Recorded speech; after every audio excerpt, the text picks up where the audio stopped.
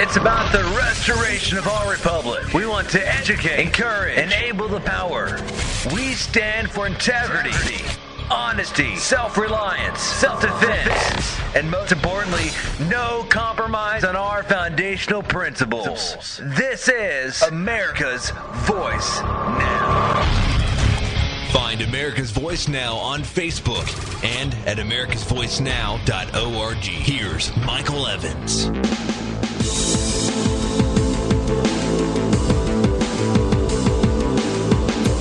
Good morning, America. You're listening to America's Voice right now.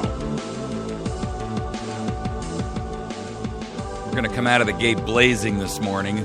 Our goal is to educate, inform, motivate, and activate. You know, the news over the course of the weekend is interesting. Apple declares the NSA to be a quote-unquote malicious hacker. I gotta love it. I've got to love it. You know, we see abuse overall, everywhere we look. And, you know, a lot of these companies like Apple and others, including Microsoft and Google and all the rest of these guys who are working in concert on one hand with the NSA, and on the other hand are, you know, claiming independence from them and that they've been co-opted and coerced and forced and gag ordered and what have you by national security letters and other abusive tactics, which are clearly indicative of exactly what you would expect to see out of a totalitarian regime. I mean, folks, let's face it. We're no better at this point than some South American tin pot dictatorship. We're no better than some small-minded, pencil-necked monster in Southeast Asia. That's the truth. And anything to the contrary is lies and marketing. And that, ladies and gentlemen, is true. Apple names the NSA a malicious hacker and vows a fight. That's our first segment this morning. I mean, if a company has to come out and declare that the United States of America is a malicious hacker, that ought to be a stunning signal to America. Furthermore, Bernie Sanders, or Saunders, however you say his name, the independent little tyrant from up in Vermont, the guy is a socialist. He calls himself an independent because he couldn't win running under the Socialist Party or the Communist Party. But he is an avowed socialist. He'll tell you so himself. This isn't me making it up. This is his statement, not mine. But anyway, he sent a letter to the NSA and asked them if they're spying on Congress. You know what the NSA says? Congress is no different from anyone else. You got to be kidding me. Congress has, quote, the same privacy protections as all U.S. persons. NSA's authorities to collect signals intelligence data include procedures that protect the privacy of U.S. persons. Such protections are built into and cut across the entire process. Members of Congress have the same privacy protections as all U.S. persons, which means none. You got to wonder why Congress can't seem to act against the tyranny that's occurring in our nation every single day. I'm going to tell you why.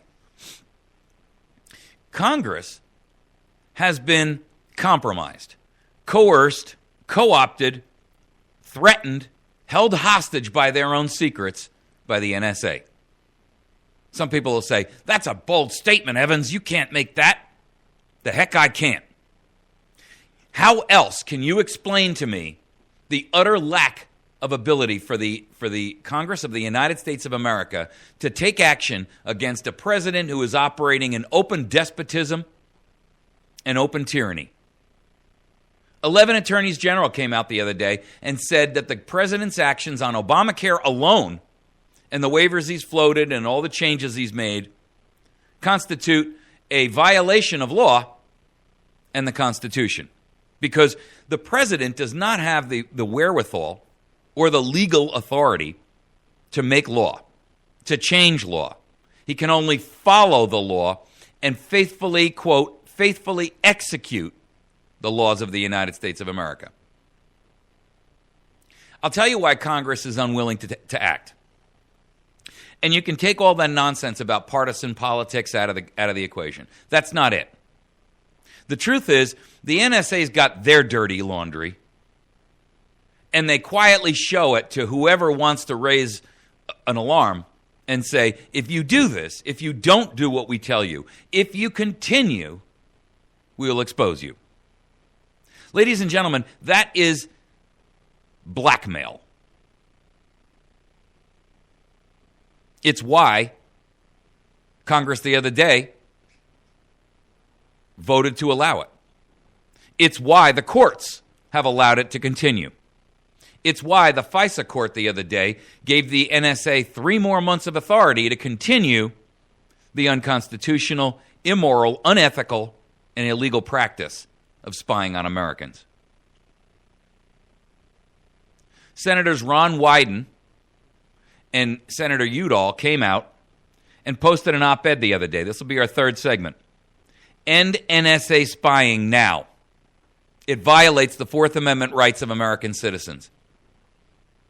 They posted it in the New York Times. Amazingly, the New York Times actually ran it. Of course, I guess when you're a senator, and these two guys sit on the Intelligence Committee, so there's nobody better prepared. There's nobody with more inside information than these two. Nobody.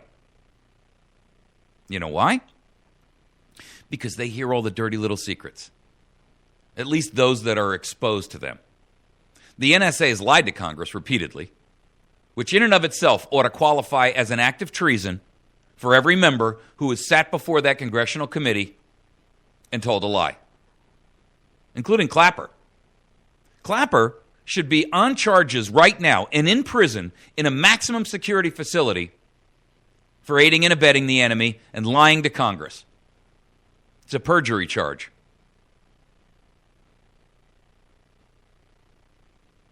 Our fourth topic is going to be Washington Post owner Jeff Bezos, who's the brand new owner of the Washington Post, bought it. He also owns Amazon. Interesting, isn't it? Well, what's even worse is that he is a member of the Bilderbergs, and he's a member of the Council on Foreign Relations, which I exposed to you last week. But here's the worst part.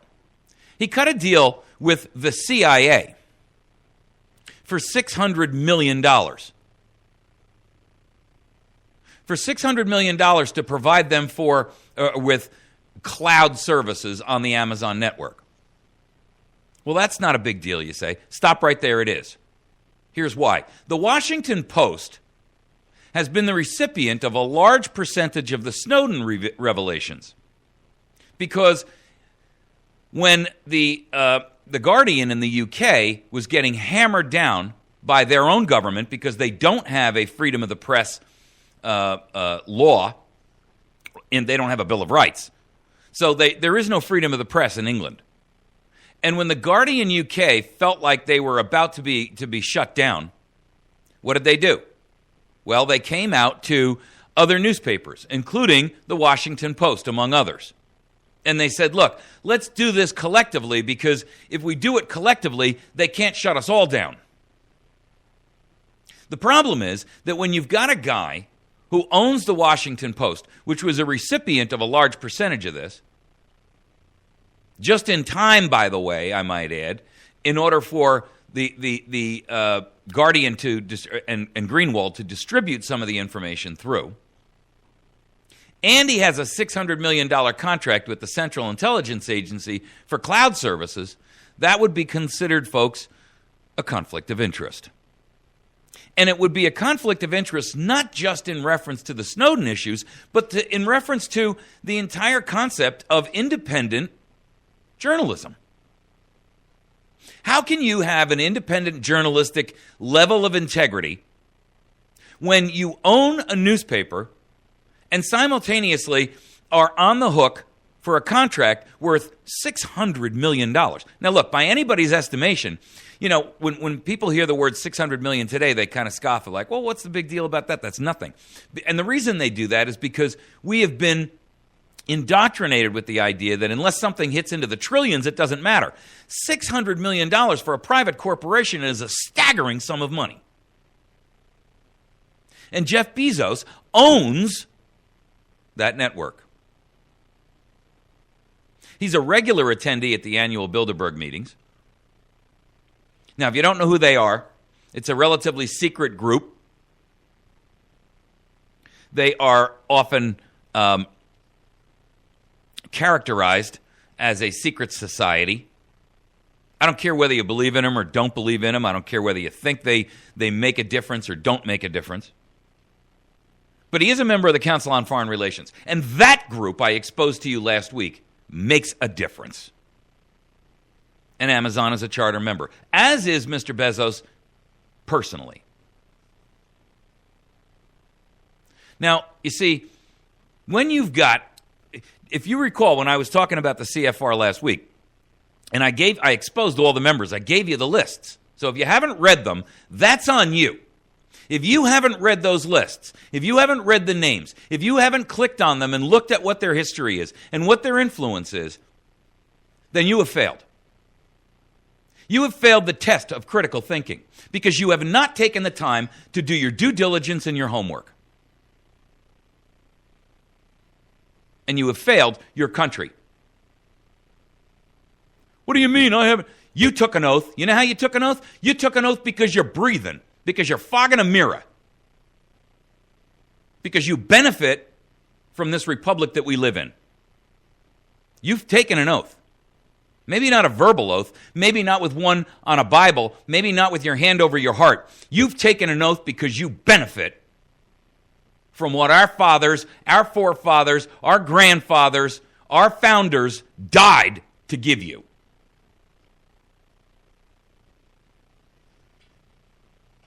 And it's an implied oath. And you have an obligation to honor it and to protect and defend that which you have benefited from. Now, Bezos is a member, and I explained to you and exposed the idea that anytime you've got an organization that is in control of all media, you no longer have an independent media. They are compromised.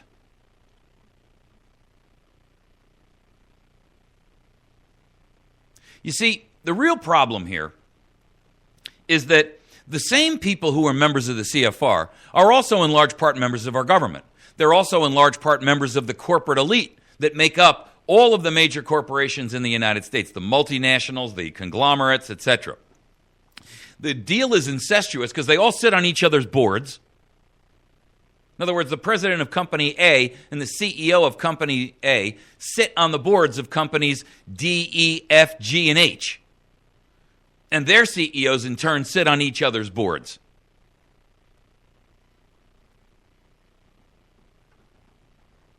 And then, of course, the rest of the members are media, including the owner and the general manager and the CEO of Fox News, as well as NBC, ABC, MSLSD, CBS, Communist News Network, CNN, the New York Times, the Wall Street Journal, the New York Post, the Chicago Tribune, LA Times. You see, I'm going to just give you this example because it clearly exposes the entire spider web of treason. Treason that's being perpetrated not only by active members of government, but also by the largest corporations in the world.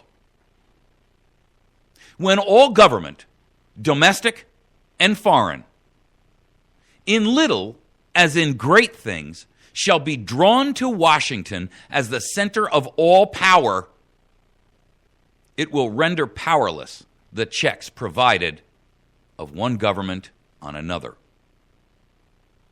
And we will become as venal and oppressive as the government from which we separated.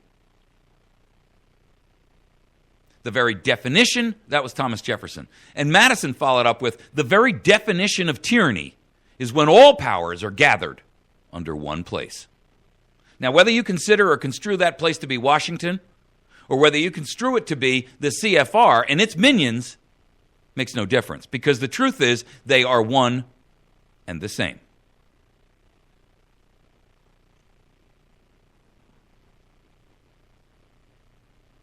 Thomas Paine said to us, tyranny, like hell, is not easily conquered. Yet we have this consolation with us, that the harder the conflict, the more glorious the triumph. You see, the way you have to look at this is relatively simple, actually. This isn't real ultra complicated. What we currently have in our government today is a government that is limited based upon the individuals who are running it. I mean, we've got 535 people in Congress. We've got roughly another 50 if you want to classify the president and his cabinet and all of the members of that as the fourth executive branch. But it really goes much further than that, because the Department of Justice, as an example, is under the executive. And then we have the judiciary with a couple of thousand members. When we say that, we're talking about all of the federal justices that sit on all of the courts. Now, those are only the heads of the titular agencies, if you will. And then we have some 500 formal, official, administrative agencies, all of which operate outside the constitutional framework and boundaries. They have no authority to exist constitutionally. They are extra-constitutional by their very nature.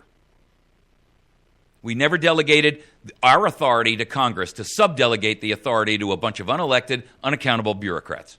Ever. The Constitution forbids it, and Congress does it anyway. So when you count all that together, we're talking about maybe a couple of thousand individuals. Ladies and gentlemen, by its very definition, an oligarchy is a small cabal of individuals who, for all intents and purposes, act as a tyrannical government of despotism. I remind you of Alexander Hamilton's words where he said, "It will be of little avail to the people that the laws are made by men of their own choice." Aha, the elected. And they're subdelegated. It will be of little avail to the people that the laws are made by men of their own choice, if the laws be so voluminous that they cannot be read, or so incoherent that they cannot be understood. If they be repealed or revised before they are promulgated, or undergo such incessant changes that no man who knows what the law is today can guess what it will be tomorrow. The instrument by which government must act are either the authority of the law or force. If the first is destroyed, meaning the authority of the law, the last must be substituted, force. And where this becomes the ordinary instrument of government, there is an end to liberty. Ladies and gentlemen, the end is upon us of liberty and freedom in America, because our government operates in coercion, force, intimidation, threats, blackmail. There are the networks that the CIA could have contracted for, but they chose Amazon and Bezos. I'm not denigrating the capability and the wherewithal of the CDN and the cloud network that Amazon provides. It is in the upper echelon tier of the capabilities that they have, that the marketplace would want. But you see, it should have been Bezos himself who said, "I'm sorry, I can't do that. I can't have a contract with an agency that I am supposed to watchdog." That is a betrayal, ladies and gentlemen. Nothing more and nothing less. And betrayal is tyranny. It is treason, whether it's self-treason or national treason.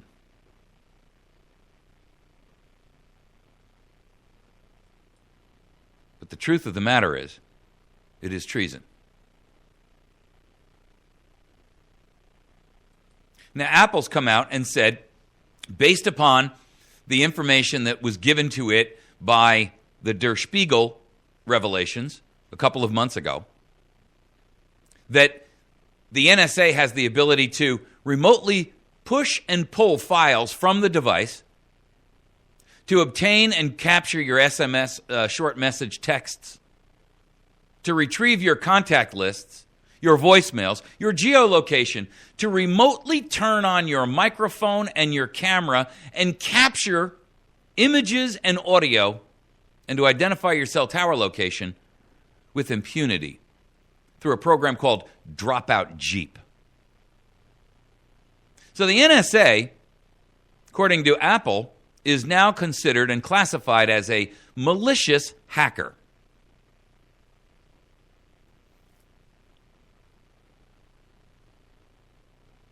The truth of the matter is, ladies and gentlemen, that's only the tip of the iceberg. JetPlow hacks into Cisco firewalls. Iron Chef hacks Hewlett-Packard servers. Somberknave and Ginsu target Windows computers. Yes, the one you're running right now. Irate Monk hacks Western Digital, Seagate, Maxtor, and Samsung hard drives. Try to find a hard drive that's not made by one of those companies. Some of the companies are coming out and declaring faux outrage. Some of them may be legitimate outrage. But the truth of the matter is, this is no longer a question of spying on foreign agents.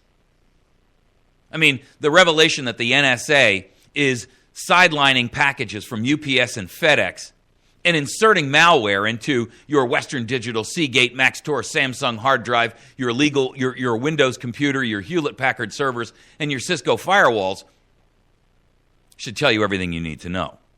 I mean, let's be candid.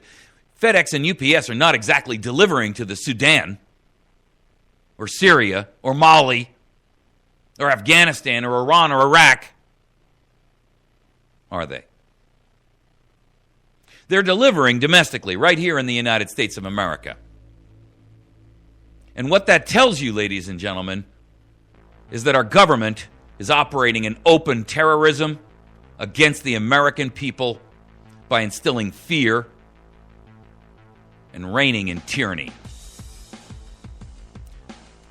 We are very, very short on the timeline, ladies and gentlemen. Make no mistake about it. Your need to choose a side of the fence to reside upon is here. We're going to take a quick break. We'll return in just a moment. When we do, we're going to talk about how the NSA is spying on Congress. No wonder they're compromised.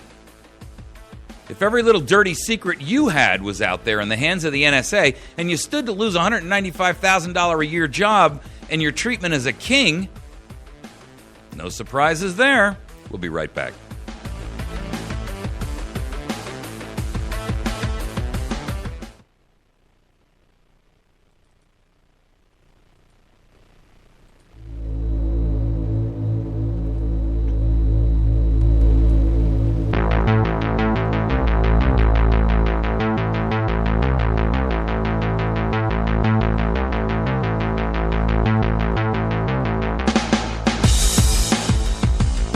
All right. We return. Happily so, I might add. You know, it's brutally cold out there today. I had to let my truck run for a good 15 minutes before I dared move it out of the driveway.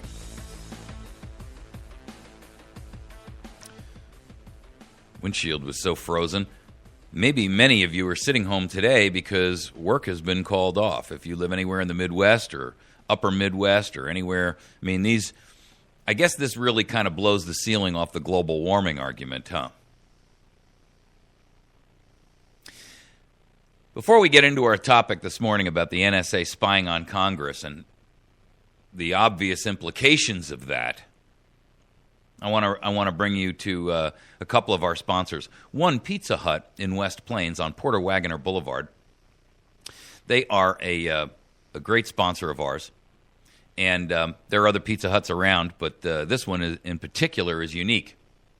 And the manager there is a supporter of America's Voice Now, and I'd like you to go there on Tuesdays. They have family night, which basically is kids eat free, and they have during the day they have outstanding lunch specials where you can have soup, or I'm sorry, not soup, but a salad bar and a pizza bar, and then there's other things in there like pasta and stuff like that.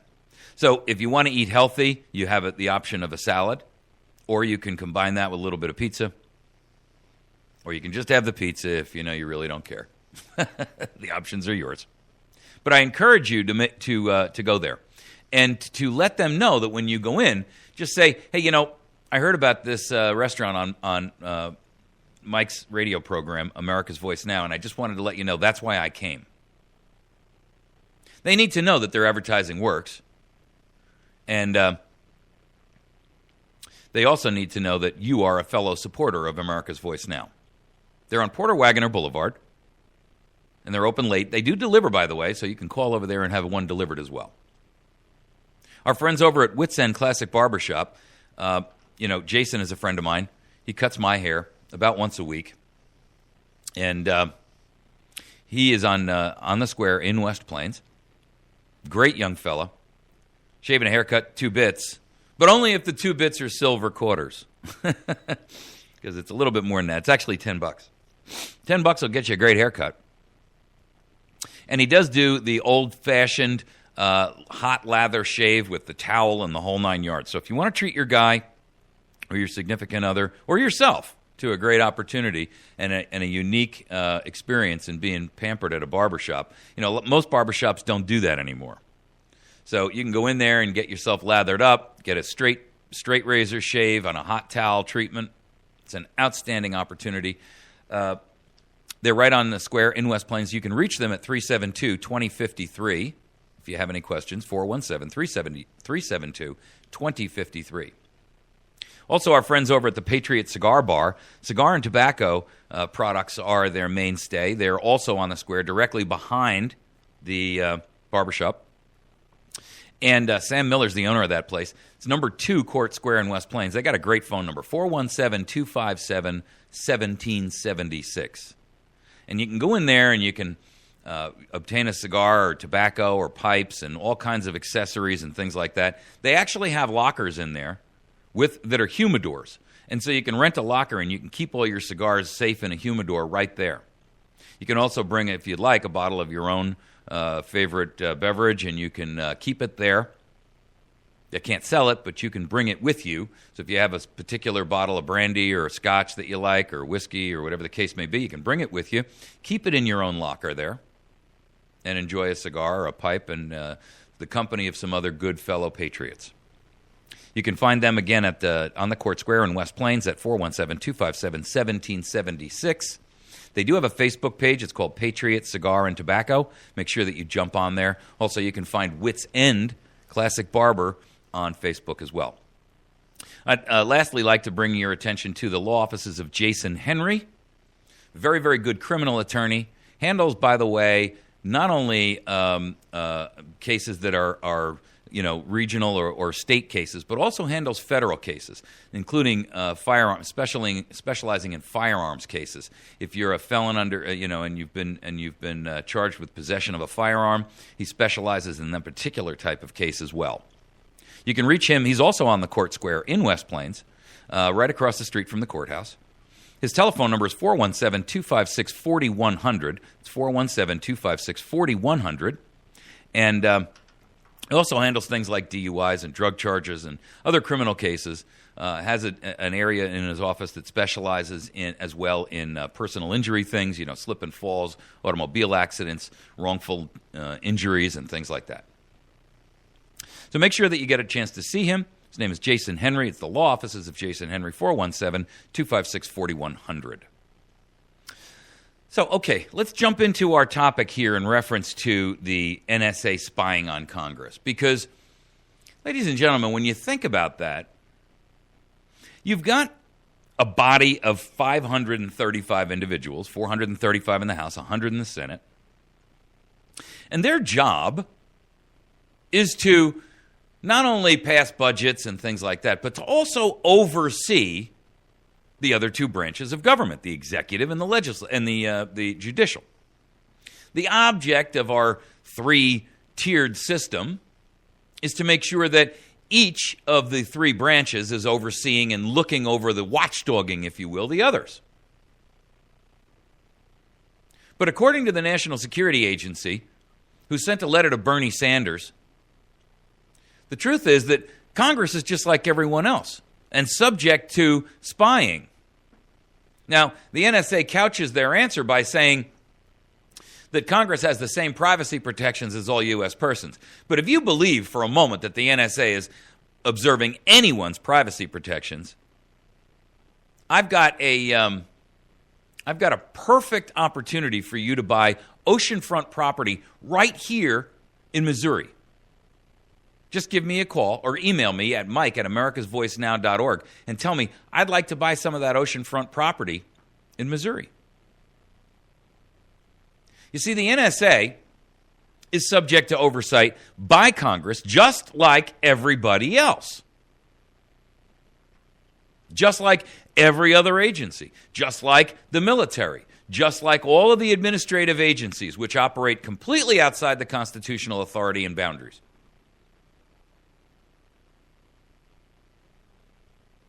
By the way, the argument that the NSA only collects metadata has been debunked. There was an article I saw on RT, which is RussiaToday.com recently, that said that there was a study done by I think it was a university, in which they took metadata and they threw it into this algorithm system that enabled them to identify connections by pulling up, in other words, the metadata incorporates your telephone number you called from and the telephone number you called, right? As well as the time and date of the call, where you were located, GPS coordinates, etc., what tower you were on, so forth and so on. Well, simply by taking those telephone numbers that were dialed from and dialed to, they were able to, about 60% of the time, immediately within moments, identify the individuals. So the argument that the metadata doesn't have any correlation because it's anonymous is a bunch of crap. It's not anonymous. It's not. The metadata gives away all of your personal information.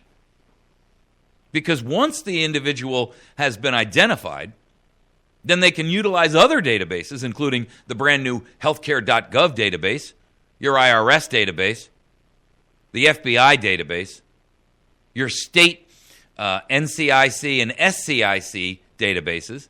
NCIC is the National Crime Information Database, and SCIC is the State Crime Information Database. That's the same thing that the police officer uses when he pulls you over to see if there's any outstanding warrants on you.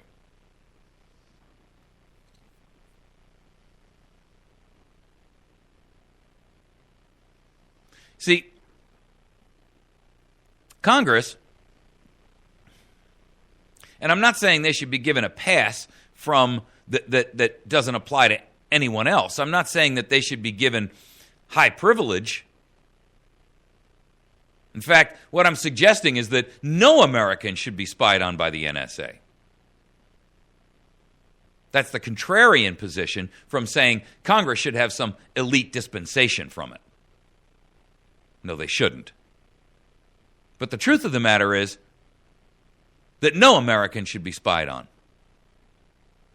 You have an infinitesimal risk of being killed by a terrorist attack in the United States of America. In fact, the risk of you being killed by a terrorist attack in the United States of America is so low that you have a better chance of winning the lottery twice on the same day. To make things even worse, In all the hearings that have been held, the NSA cannot prove a single case has been resolved. In fact, last year, they were only able to forward off some 60 hot leads. 60. You got to be kidding me. We're spending hundreds of billions of dollars frightening the poop out of our American citizenry, gathering data that will be used to build and develop enemy databases, and they can only show 60 possible connections? How amazingly stupid is that?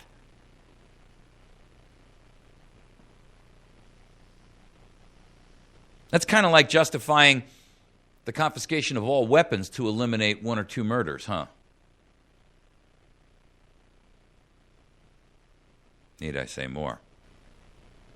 You see, the real problem that we have here is that our government is not interested in capturing foreign terrorists. In fact, our president routinely assists them. He assists them with foreign aid.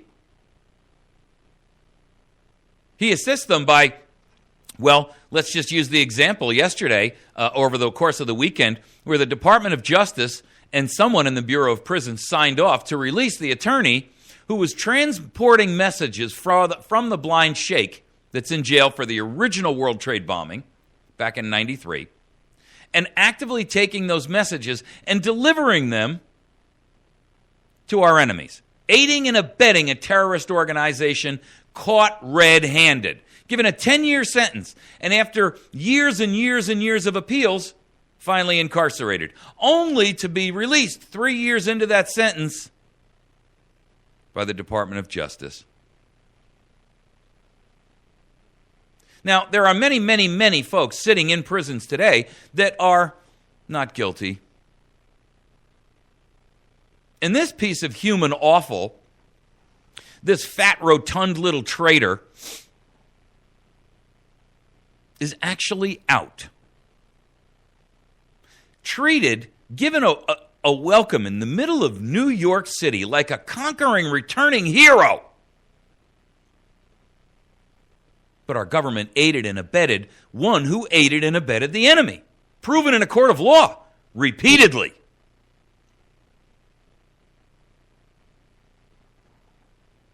You got to be kidding me, right?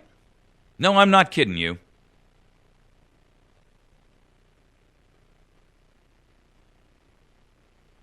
The failure to gather anybody from the Benghazi perpetrators, lending money and borrowing money and giving arms and weaponry to foreign governments that do not have the United States of America's best interest in hand, facilitating the TPP and the TTIP, facilitating things in the UN like the Small Arms Treaty. Those are blatant and open examples of treason. Now, you can go by the official definition of treason.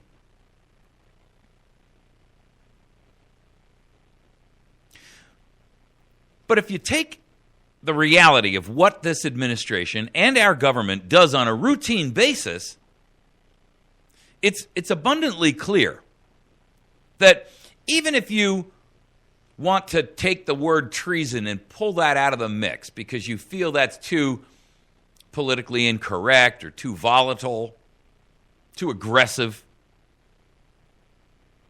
then the phrase high crimes and misdemeanors would certainly be suitable. Because a high crime and a misdemeanor is the equivalent of a crime that virtually anyone could commit, but only has bearing and impact because that person is in a position of authority. And when you abuse the power and authority that you have been delegated, either as a representative or whether you're an administrative head, or it makes no difference, appointment, irrespective. If you've got power and you abuse that power, then you are guilty of a high crime.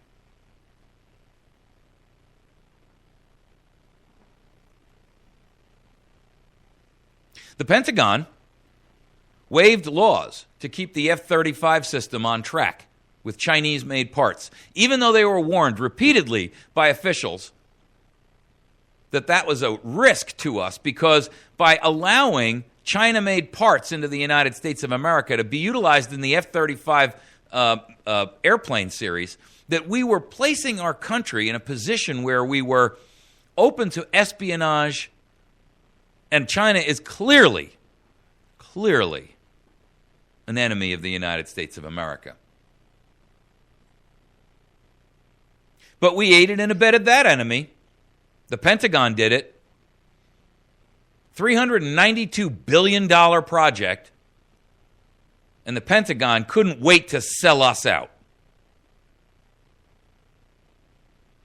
Lockheed Martin, the beneficiary of a $392 billion contract, couldn't wait to sell us out, as long as their bottom line got met.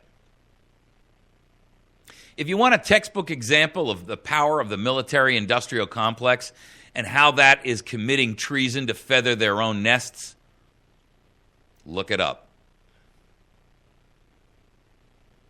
You want a textbook example of fascism in the United States? That's the merger of corporate interests and government.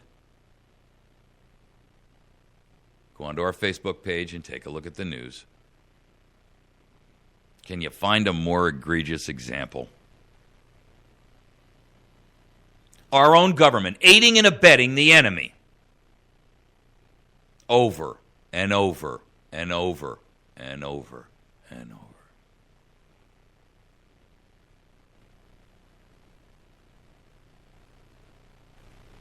The truth is, Congress can't stop any of this.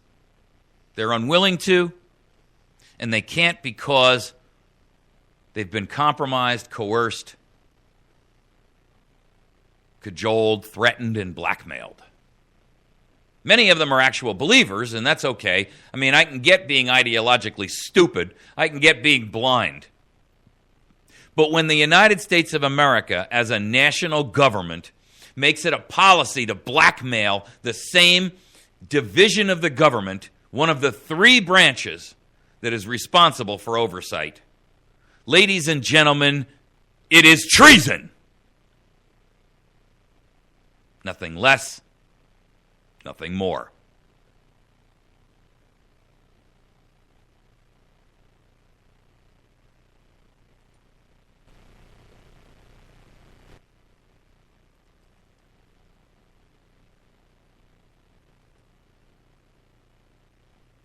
The truth is,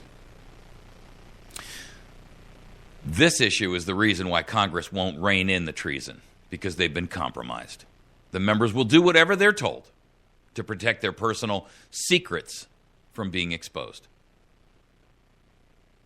Whether it's fear, coercion, blackmail, under any review of jurisprudence, the entire Congress has been threatened, similar to the crime of threatening a witness to a trial.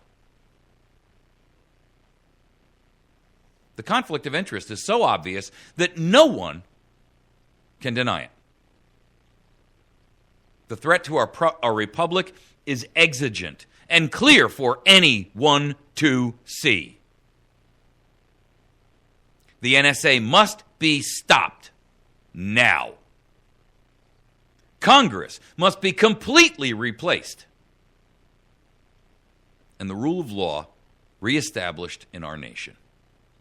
Nothing else will do. Nothing. There are no shortcuts to this, ladies and gentlemen. There are no interim steps. There are no half measures that will suffice.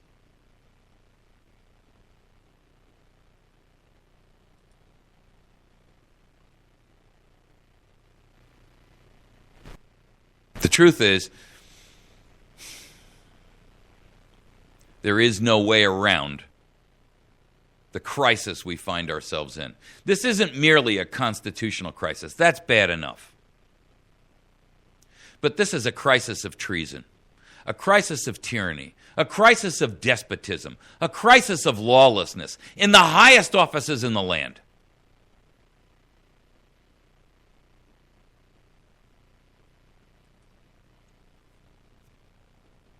How do I know that? Well, when we get into our next segment and I explain to you what Senators Wyden and Udall posted up in an op-ed in the New York Times,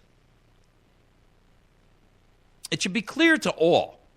Now, these guys are gagged from speaking out, even though they're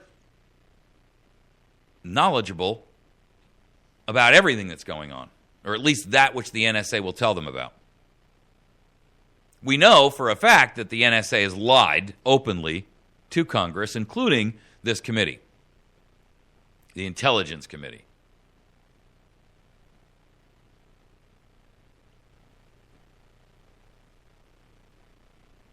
So I think what it really comes down to, folks, is I applaud all different manner of effort to restore our nation to some level of constitutionality and the rule of law. I like the Article 5 idea. I have my misgivings and concerns about it. No denying it. But I think the states that are passing legislation to appoint the individual or the group of individuals who will go up as their representatives, as their delegates, have the right intention and the right spirit of this, not to allow it to turn into a wide-open review of the entire Constitution. I applaud that. The Convention of States, and by the way, I would encourage you to educate yourself by going to conventionofstates.com, conventionofstates.com. I applaud what they're doing. I just don't believe we have the time. Constitutional amendments historically have taken, just a couple of years just to get the thing to the point where it's been presented and open for a review and a vote. And then if it's not ratified in 5 to 7 years, which is typically the window that these amendments are open for ratification, it gives the states time to review it, to put it before their own citizens and say, is this a good thing or a bad thing? Most constitutional amendments that have been changed took years from the date of the actual submission of the amendment change to even be ratified by the individual states. What that tells you is that even if a constitutional amendment were proclaimed today, this is the one that we're going to talk about. This is the one we're going to vote on. And that's probably a year or two down the road. But even if it were presented today, the odds are very good it would not be passed and become law until after this particular tyrant and usurper and illegal gets out of office. And so, again, while I applaud that as an effort, while I applaud the attempt to take it to the courts, to get the courts to enforce the Constitution, I have no faith in that process. I say that one cannot look at this and do it in linear steps. We cannot do one step after another step after another step, instituting a new process after the failure of the previous step. But we must attack this from various sides, including flanking maneuvers, like those which have been posed by General Vallely and Lieutenant Colonel or Colonel Harry Riley. The truth of the matter is, ladies and gentlemen, the courts aren't going to help us, Congress isn't going to help us, and this administration is determined to destroy this country from the inside out. It's time to wake up and recognize that unless we stand up, we the collective people, our nation is doomed. That's not fear talking, folks. That's just looking at all the available evidence and drawing a circumstantial case conclusion. When the guy's standing there and he's covered in blood and he's got a knife in his hand and his DNA all over the body, one can't help but find it. We'll be right back. You're listening to America's Voice Now. When we come back, we're going to talk about Wyden and Udall and their op-ed in the New York Times. Stick with us. We'll be right back.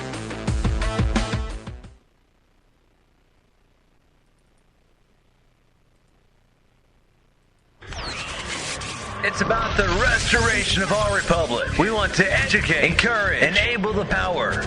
We stand for integrity, honesty, self-reliance, self-defense, and most importantly, no compromise on our foundational principles. This is America's Voice Now. Find America's Voice Now on Facebook and at americasvoicenow.org. Here's Michael Evans. Boom. We're back. You're listening to America's Voice Now. My name is Michael Evans. I am your host here this morning. We're in our third segment of January 6th. I'd like to remind you to support our sponsors, the Pizza Hut on Porter Wagoner Boulevard in West Plains, Missouri. They have great specials out there, including lunch special every day, open buffet. They have family night on Tuesday nights where kids eat free. Make sure that you get into Pizza Hut in West Plains on Porter Wagoner Boulevard. And go over to the manager and tell him Mike from America's Voice sent me. Go see our friends over at Wits End Classic Barbershop at 417-372-2053, right on the square in West Plains, and get yourself a great haircut and a shave. Make sure that you visit while you're there the Patriot Cigar and Tobacco Shop right behind there so that you have an opportunity to treat yourself and or your family and or friends or a significant other to a unique experience.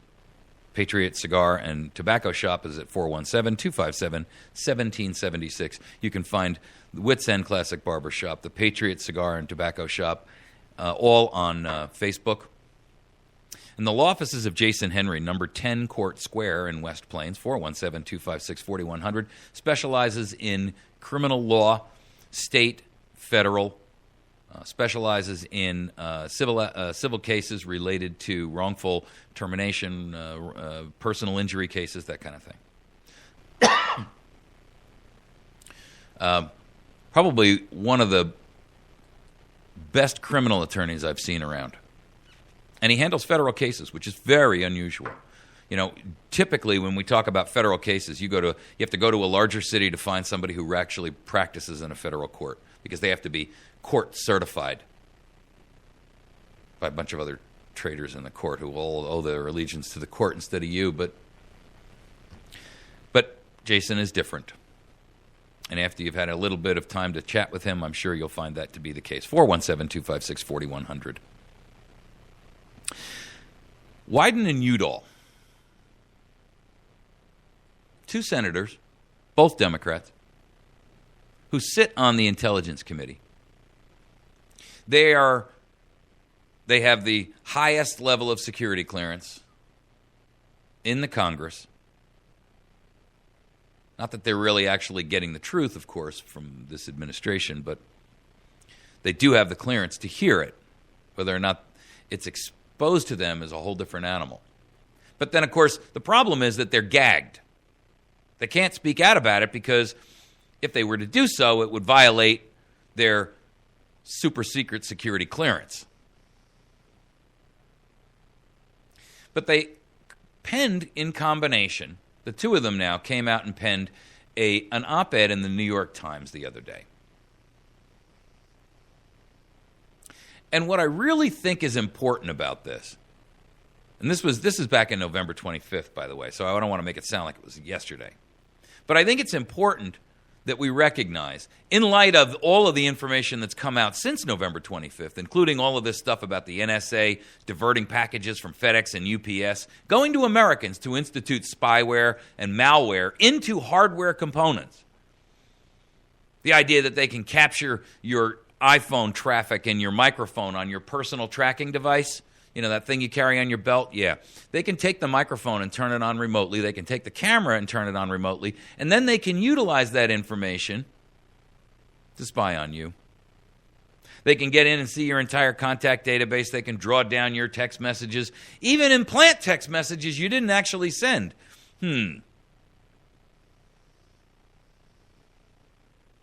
But that was all after this particular op-ed was penned.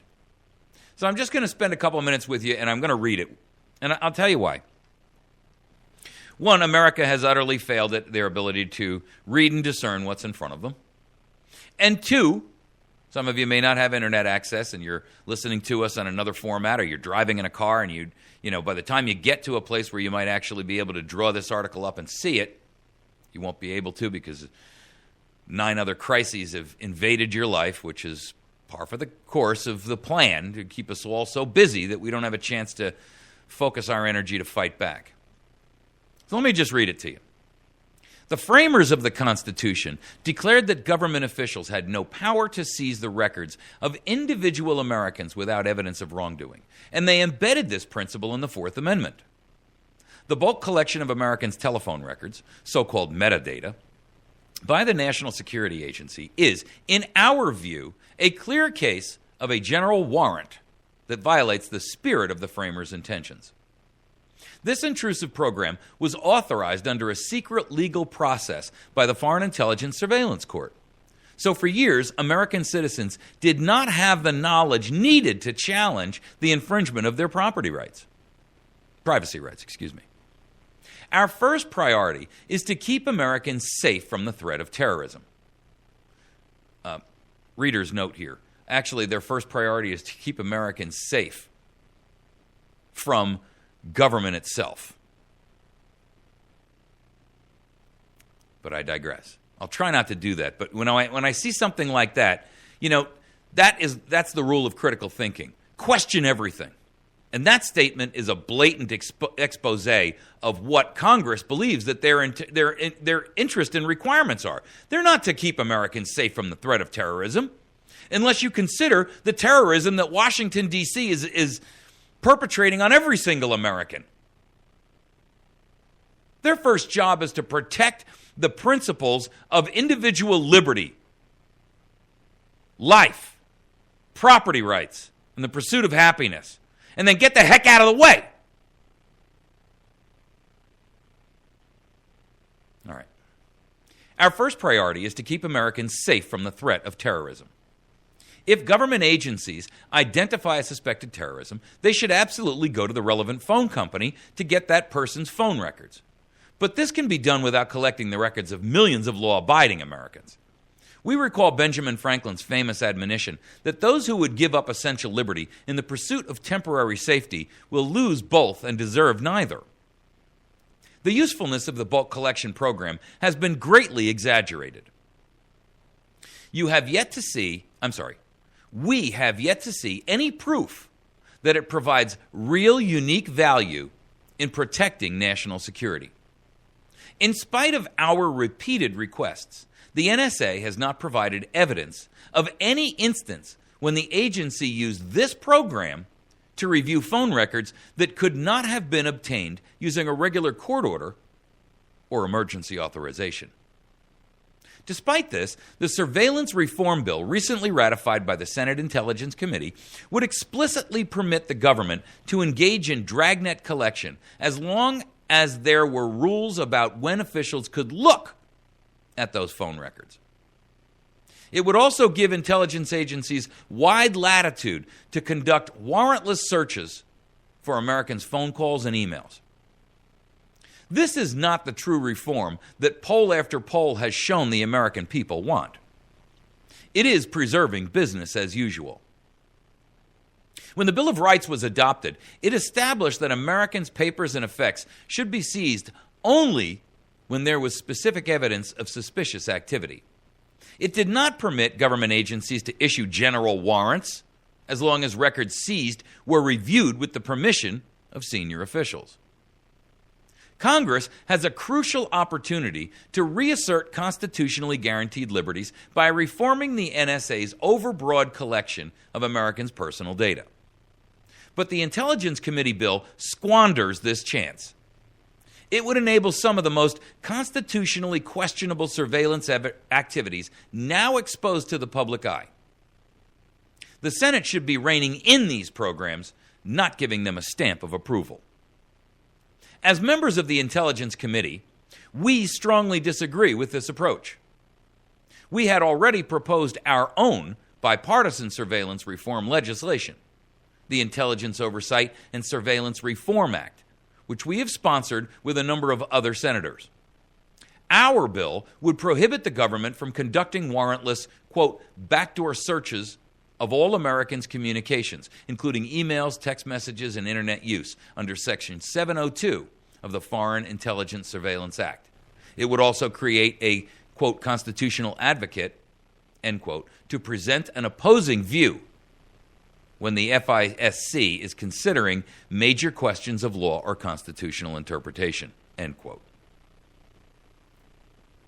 Rather than adopt our legislation, the Intelligence Committee chose to codify excessively broad domestic surveillance authorities. So we offered amendments.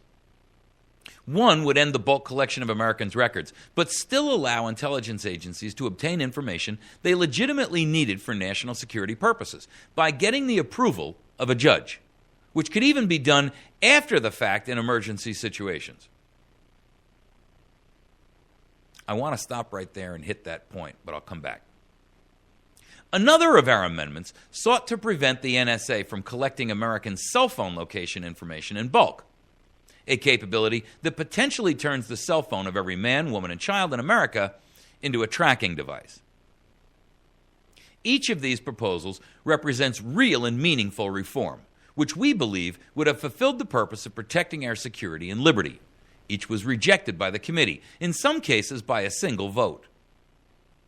But we will continue to engage with our colleagues and seek to advance the reforms that the American people want and deserve.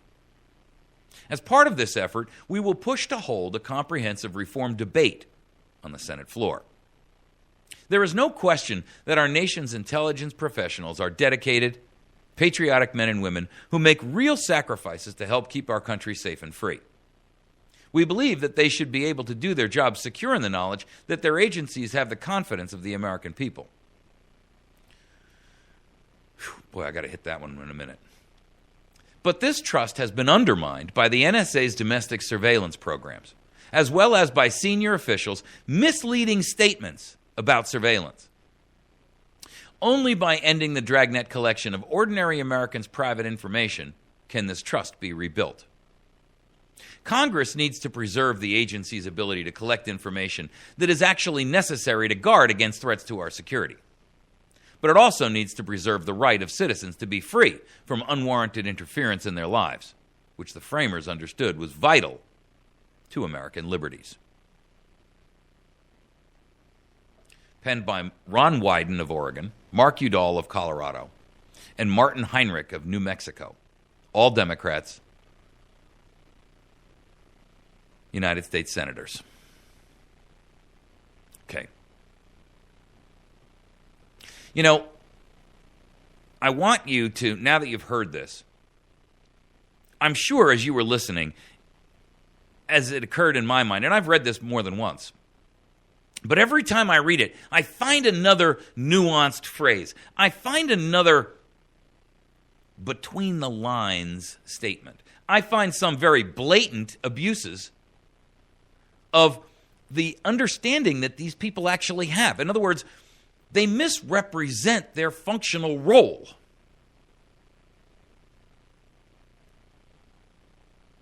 Their job is not to determine how far subjugation can go. Their job is not to limit oppression to half measures. Their job is not to keep Americans safe from the threat of terrorism, not exclusively. And to make that assertion, to make that their first priority, and that's their words, ladies and gentlemen, not mine. In fact, I quote, "Our first priority is to keep Americans safe from the threat of terrorism."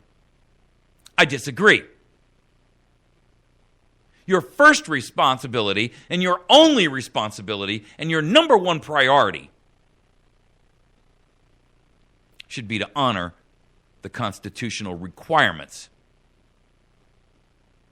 that limit your ability to abuse us.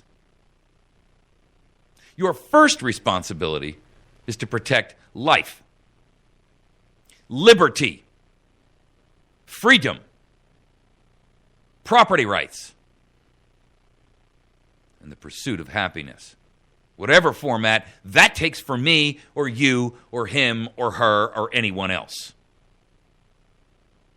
But to quantify and try to encapsulate your entire responsibility to this country under the guise of a false argument that the war on terror is our only priority is wrong.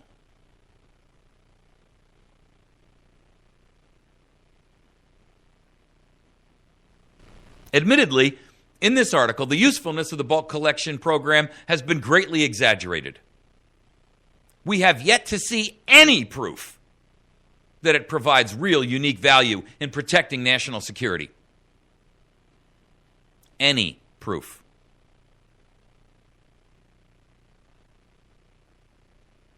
But you see, these guys, because of the limitations on their ability to speak freely, are not even able to really assert to the public what they know. They can only hedge around it, drop hints. Ladies and gentlemen, is that a way for our government to act? To limit the words of two members of Congress, two senators, who sit on the committees themselves, but are prohibited from actually informing their constituents and the nation when they see wrongdoing in play? I got to tell you, if that's the truth, then that exposes exactly what my point is.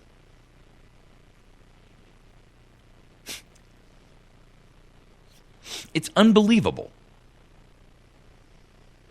The Intelligence Committee would choose to codify excessively broad domestic surveillance authorities.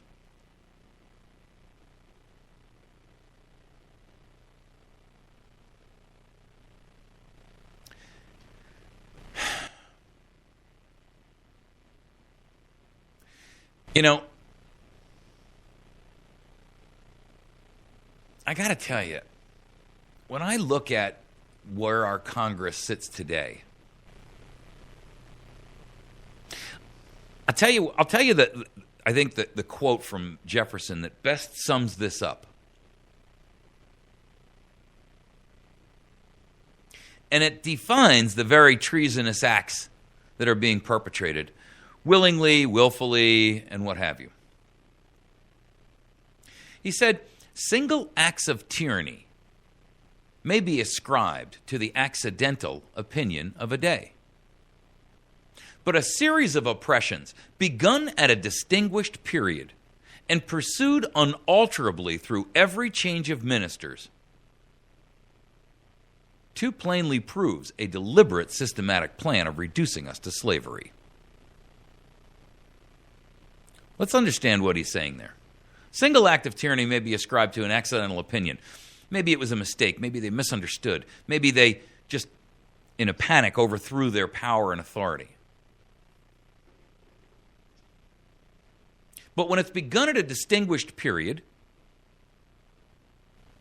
and there are many, many, many timeline marks I could give you, but let's use the Patriot Act and the 2001 September attacks as the example, because the Patriot Act was literally slapped down and approved and voted on when, after no one read it, within hours, or I should say days, of the 9/11 attacks, which, by the way, tells you that this was written long in advance, because Congress couldn't have written that in that brief window in time. What it tells you is that the CIA and the NSA and the FBI and all of these agencies that benefit from the expanded operations and the expanded budgets that go with it and the expanded power and the expanded authority had taken the liberty to pre-write the entire gutting of everything that we hold true and that is embodied in the First and the Second and the Fourth and the Fifth and the Sixth Amendment. The Eighth Amendment. If you don't know what those are, you better look them up. But these aren't single acts of tyranny that we can ascribe to an accident. But they are a series of oppressions that have begun at a distinguished period and have been pursued unalterably through every change of ministers. You remember the old argument of carnivore from the FBI? Well, that was back in the days of Clinton. And then echelon in the days of Bush, Junior and Senior. And we've seen this repeatedly pursued unalterably through a series of changes of ministers. Members of Congress have come and gone. Presidents have come and gone. Entire administrations have come and gone. Judicial bodies, including members in the Supreme Court, have come and gone. But we see a series of oppressions that began at a distinguished period and pursued unalterably through every change of ministers. And that plainly proves a deliberate, systematical plan of reducing us to slavery. And any argument to the contrary is propagandic in its inception. It is a lie. And it is time that America recognized the truth. We see the evidence all around us. As a nation of free men and women, we cannot tolerate the unconscionable violations that strip us of our God-given unalienable rights to life, liberty, property, and the pursuit of happiness. As we perceive that happiness to be embodied. I mean, for each of us, it's different. Some of us, most of us, just want to be left alone.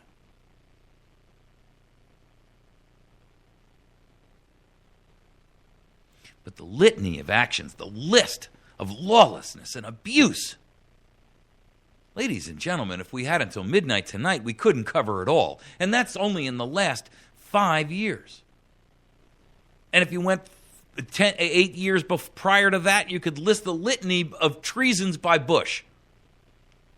And before that, Clinton. And before that, Bush. Before that, even Reagan. None of these men are paragons of virtue. None of them are patriots. You can't find a patriot, ladies and gentlemen, before 1900.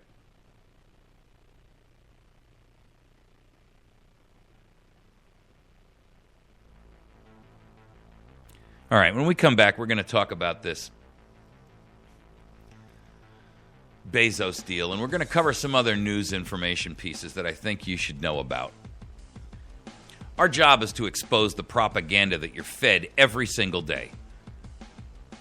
Join us at americasvoicenow.org. Find us on patriotfb.com, where you can listen to the show stream live every day. Find us on Facebook at facebook.com/America's Voice Now. And then find our YouTube program and channel where you can capture all of our videos and audio. You can find that at youtube.com/America's Voice Now. We'll be right back.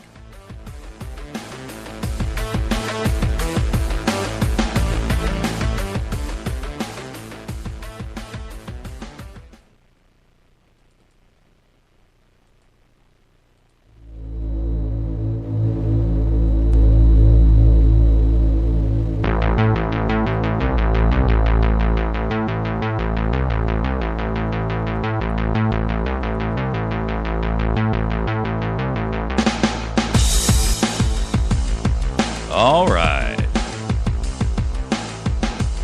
Thanks for riding with us this morning.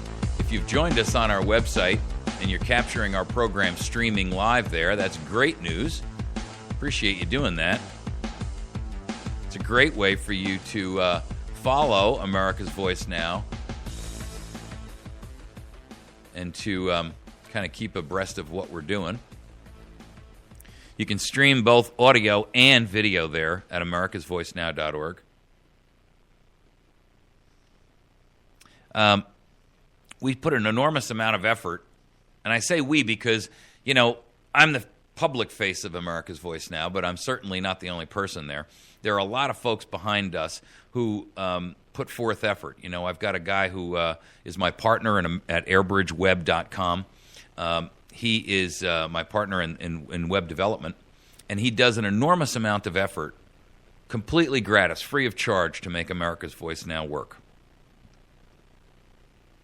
I mean, there's a lot of information on there. It's a complicated site.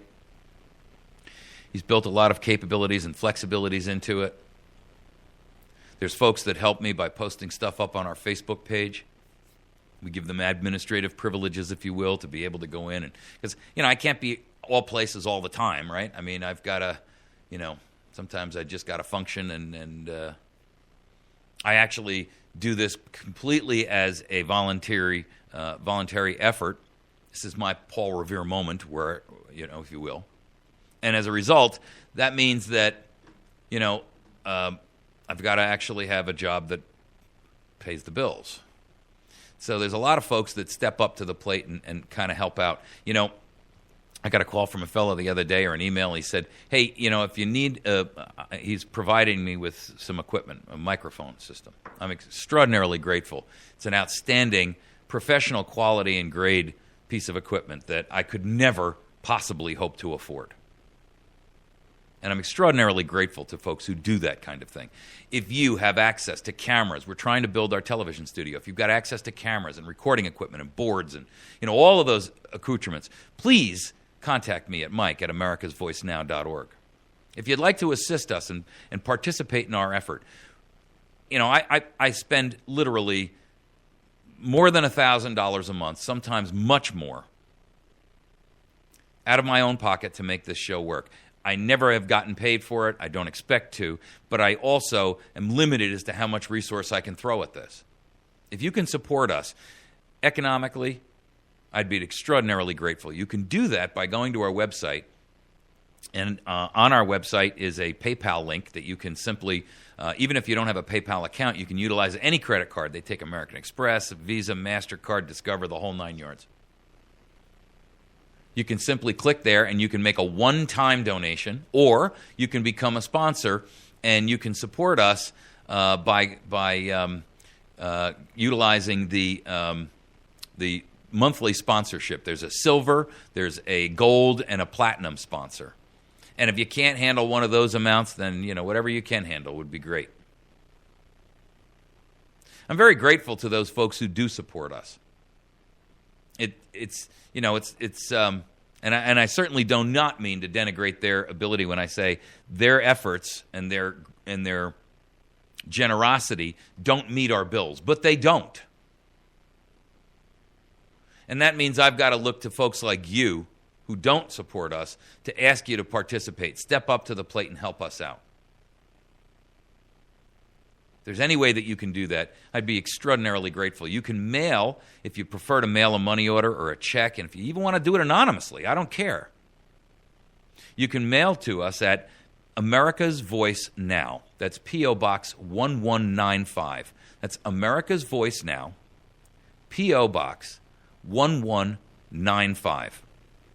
And that's in West Plains, Missouri. Our state is abbreviated MO. And the zip code there is 65775. So that's America's Voice Now, P.O. Box 1195, West Plains, Missouri, 65775. If you would be gracious enough to assist us, if it's a one-time thing, that's great. If it's equipment, call me or email me at mike@americasvoicenow.org. And if you've got access to some, please let me know. I'd be happy to tell you where we've got a shortfall, which is pretty much everywhere. We're trying to build this television studio. If you would like to, if you are well connected enough and you've been benefited enough by our great republic to have independent wealth, then I would ask you to assist us in creating this.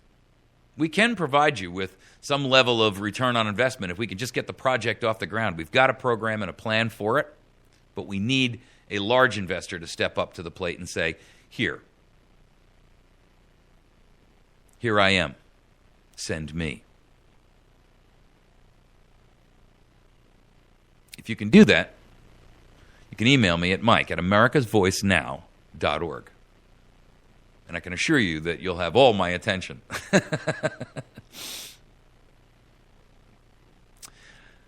Okay. I want to cover some news articles and some things because, I post a ton of stuff up on our Facebook and our YouTube and our website pages and patriotfb.com. But I don't get a chance to often hit on all of them. So I kind of have to pick through there and determine what I think is appropriate to talk about in the morning and, which of these items are the most important. But there's one on there that I wanted to read you this morning, and it's a letter from an Arizona veteran. His name is Master Chief Sergeant Wooten, retired. And he, I'll let you hear it in his own words because I think it's important. Here's what he has to say. I'm still mulling that Paul Ryan budget deal that stole money from military retirees, past, present, and future. This morning, upon opening my mail, I noticed that I had a letter from a Congressman Paul Ryan, and it was begging me for a, quote, emergency end-of-the-year donation, end quote. It only proves what we already know. The folks in Washington are indeed clueless. Instead of hitting the delete button, I decided to call Congressman Ryan on his audacity and lack of self-awareness. I sent the following message to him. I'm also posting it on the Facebook USAF Chiefs page, as well as an open letter to the congressman.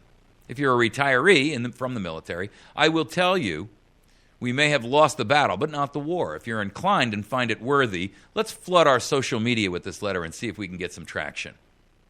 And here was the letter he sent to Congressman Paul Ryan. Now, Ryan, if you recall, was the architect of the budget deal where the retirees had their pensions stolen. Meanwhile, he didn't touch the pensions of the civilian sycophants and the minions that are stealing and oppressing your tax dollars and your rights every day. Okay. To Congressman Paul Ryan, please note that this request by you for a cash donation from me is extremely unfortunate and very ill-timed. You see, sir, I am one of the military retirees your, quote, bipartisan budget just impacted. You and every Republican, both the House and the Senate, that voted to pass this travesty betrayed and broke trust with me and everyone like me. You may not know us by name, but we're the people, Congressman, who answered our nation's call. Some of us at a very early age to willingly serve you and others like you so that you could safely attend college and pursue your personal ambitions without fear of harm. You might also want to note that for at least 20 years, my brothers in arms answered that call of duty every single day, without fail, without complaint, without enough money to sustain our loved ones we had to leave behind while we did our job in every corner of the earth. And for that service, we were given absolute insurance. Our so-called retirement benefits would be protected by law. The very law you shattered in your zeal to impress your Democratic cohorts in your backroom deal with the enemy. Yes, I said it. The liberal Democrats are an enemy to the American people and our nation. Your lack of judgment and eagerness to compromise on the backs of us who protected you is sickening. Congressman, you and every Republican that voted for injuring military retirees have engaged in a complicit, sordid affair with the Democrats whose objective has always been to dismantle the military. By climbing into their bed on this issue, you have confirmed that you are absolutely no better than they and have proven it with your vote. Congressman Ryan, the audacity which you display is noteworthy. But to unceremoniously snatch earned money from a small group that has added so much more value than the paltry $6 billion you look to, quote, save, which is all smoke and mirrors and you know it, is reprehensible and insulting.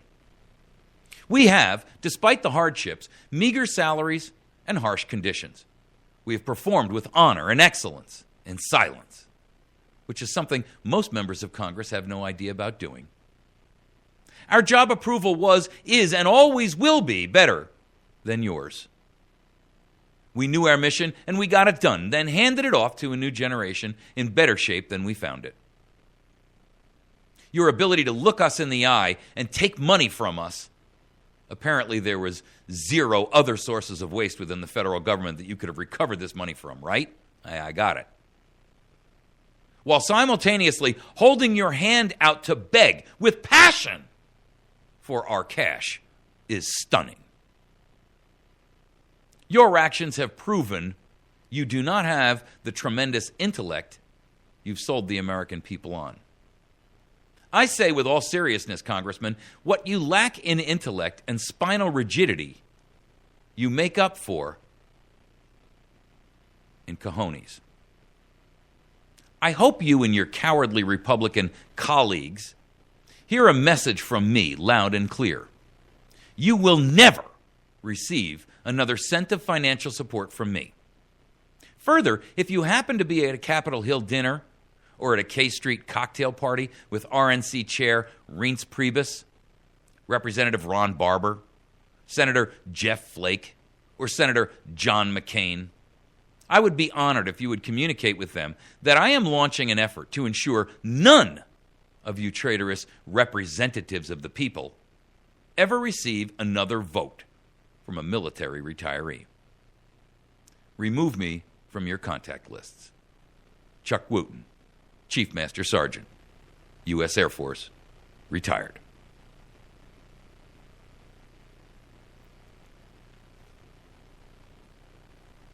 An appropriate and well-written letter articulating what this particular Congress has done. Because there is nothing worse than violating a promise that you gave to perhaps the most dangerous men on the face of the planet. See, Ryan pissed in the wrong guy's cornflakes this morning, or with this particular issue. And I got to tell you, folks, I suspect that I'm going to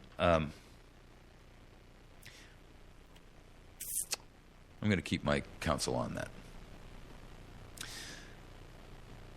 So I follow that up with a statement by President Usurper-in-Chief, Liar-in-Chief, false birth certificate, faked selective service card, and fake Social Security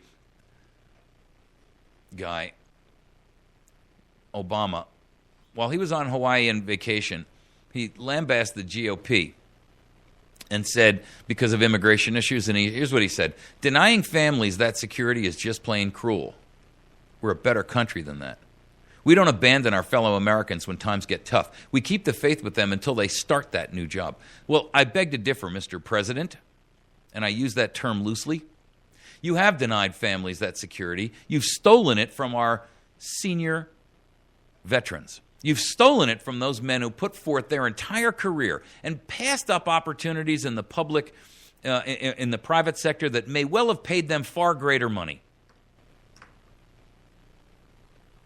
You've betrayed them, and you've denied them the security that we promised to them as a sacred oath. And you did abandon our fellow Americans, and times haven't even gotten tough yet. So you see, on top of the fact that you're not who you say you are, and you're a usurper, and you act in open, blatant, brazen treason and tyranny against your own countrymen, or at least your claimed countrymen, the truth of the matter is, you have abandoned fellow Americans. You abandoned our veterans when you signed this bill. You abandoned our veterans and our active duty personnel in Benghazi. Because abandonment is what you're all about. Abandoning our Constitution. Abandoning our nation. Abandoning the principles of the Second Amendment. Abandoning the principles of the First Amendment, the Third Amendment, the Fourth Amendment, the Fifth Amendment, the Sixth, the Eighth. Oh, you don't count cruel and unusual punishment to be indefinite detention? Well, I do.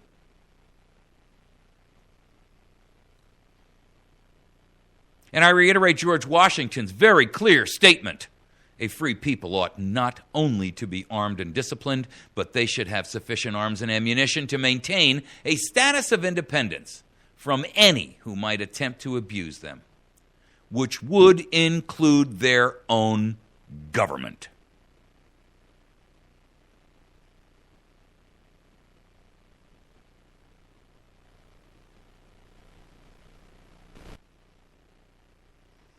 You know, there's a gun company out there called Desert Tactical Arms, based out of Utah.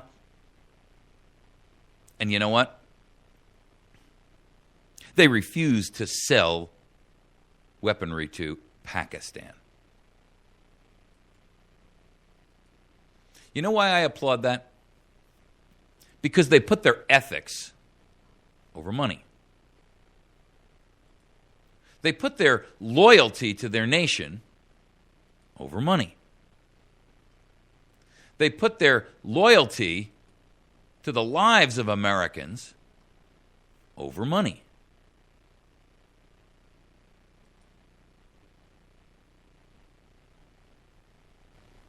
If there's any way that you can do business with Desert Tactical Arms of Utah, then I would strongly encourage you to do so. Because, ladies and gentlemen, we want to support and encourage positive patriotic activity, while simultaneously demonizing that which we all know to be violative of everything that this country stands for.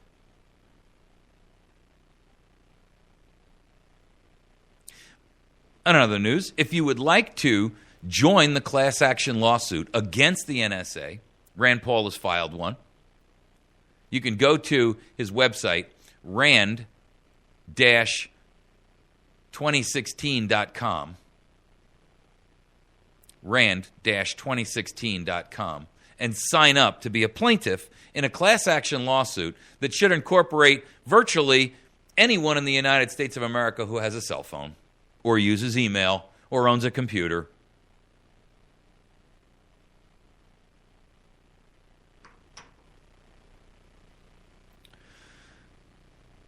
Boy, I got to tell you.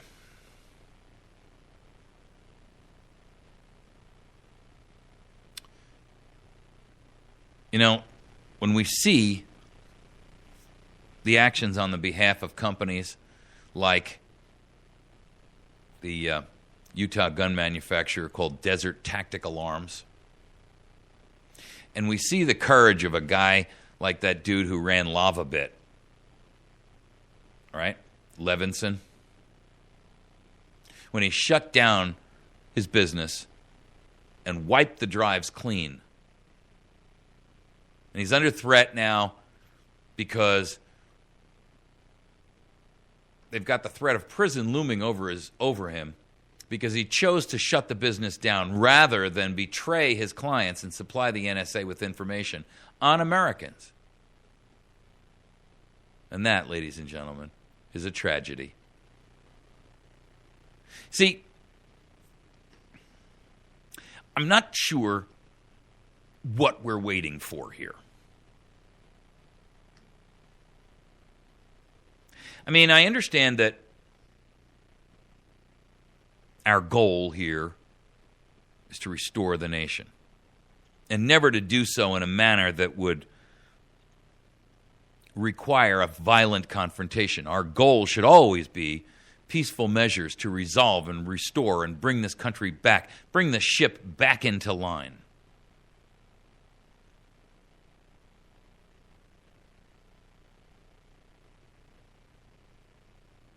But I got to tell you, I'm not so sure if we were to look at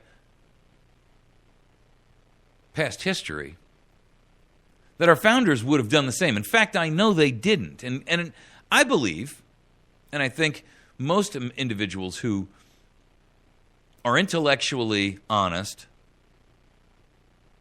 would agree that where we are right now far exceeds the tyranny that we experienced under a third-party king who declared himself to be over and above the United States of America. But to make matters even worse, and they understood the oppression from their own government. But it wasn't a government they chose. It was a government by monarchy that was fostered upon them. They didn't have an option. We, on the other hand, have elected our government, and that makes their betrayal, their tyranny, their treason, their despotism, their lawlessness all the worse.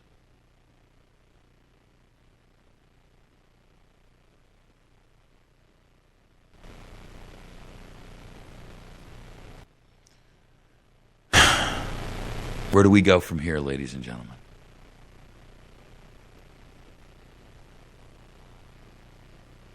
Where do we go from here?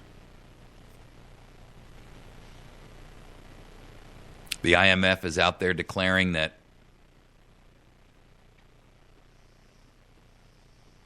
it might be good policy to go in and raid the bank accounts, the savings accounts, the retirement accounts of all Americans to pay off debt.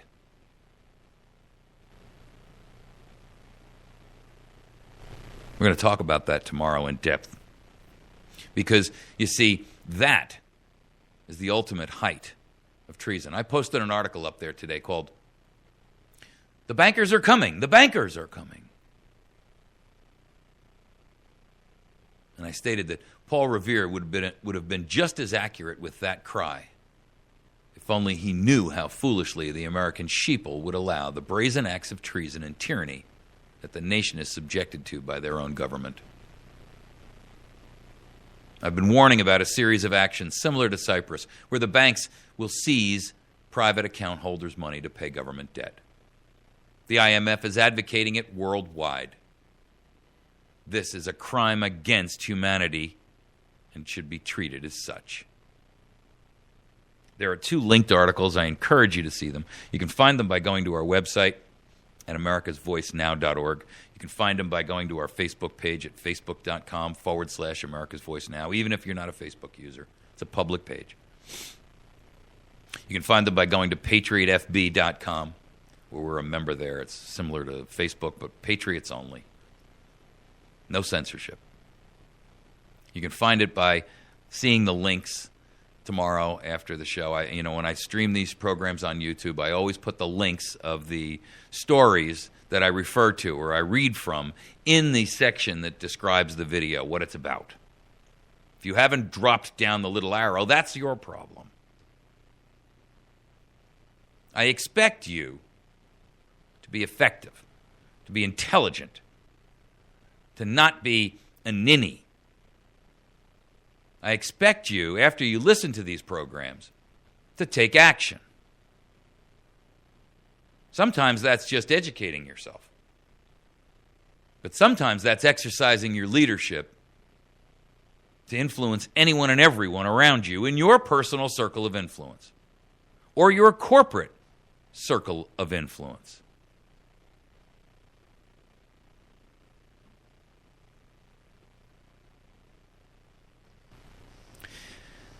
Make sure that you see our friends over at Wits End Classic Barbershop, our friends over at the Patriot Cigar and Tobacco Shop. You can find both of those folks on the square. You can also find the law offices of Jason Henry there on the square. You can call him at 417-256-4100. Our friends over at Pizza Hut on Porter Wagoner Boulevard in West Plains. I go there for lunch fairly frequently, and I'd like to see you there. You can also, if you're interested in any web development services, contact airbridgeweb.com. It's a company that is my own. I don't often advertise my own stuff, but we need to do that from time to time. Thanks for riding with us today. I appreciate you. Join us tomorrow morning. We'll talk a little bit more about this issue of the IMF treason being suggested. You've been listening to America's Voice Now. Thank you. Have a great day. We'll see you tomorrow morning.